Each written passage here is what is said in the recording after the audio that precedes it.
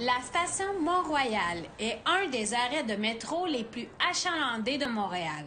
Elle est une porte d'entrée d'un des quartiers les plus populaires de la ville, entourée de restaurants, de magasins, de chantiers de construction. Et récemment, un groupe d'itinérants ont mis certains résidents en colère. Voici ce dont les résidents se plaignent dans une pétition. Il y a des cris et des hurlements ponctués de jurons, de l'excès de consommation, des bagarres, des bouteilles de bière brisées, des gens qui font leurs besoins devant nous et devant nos enfants et de la violence. La pétition demande au maire du plateau Mont-Royal de trouver des solutions durables qui vont plus loin que de reléguer cette communauté dans un stationnement proche du métro.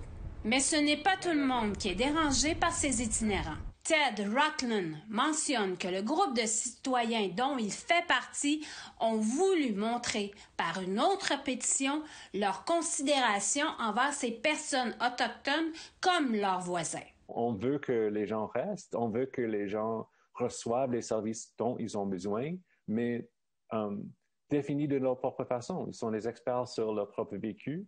Il ajoute que le bruit et l'énergie émanant du quartier font partie d'un style de vie choisi. Si on a fait le choix de vivre ici, on doit être capable d'engager avec les autres résidents du quartier. Et que ce soit un bar qui est très bruyant ou que ce soit des gens qui utilisent un espace public. Josefina Blanco, conseillère de l'arrondissement Plateau-Mont-Royal, affirme être à l'écoute des citoyens, autant pour les résidents formels que les itinérants de ce quartier, pour une cohabitation harmonieuse.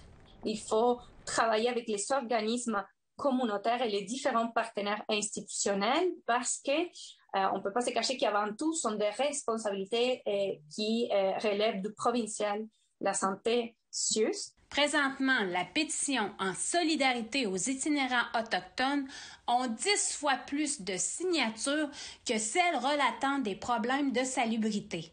Et la Ville prévoit prochainement une rencontre citoyenne pour outiller les résidents aux réalités autochtones. Chouchane Bacon, Nouvelle nationale d'APTN, Wendake, Québec.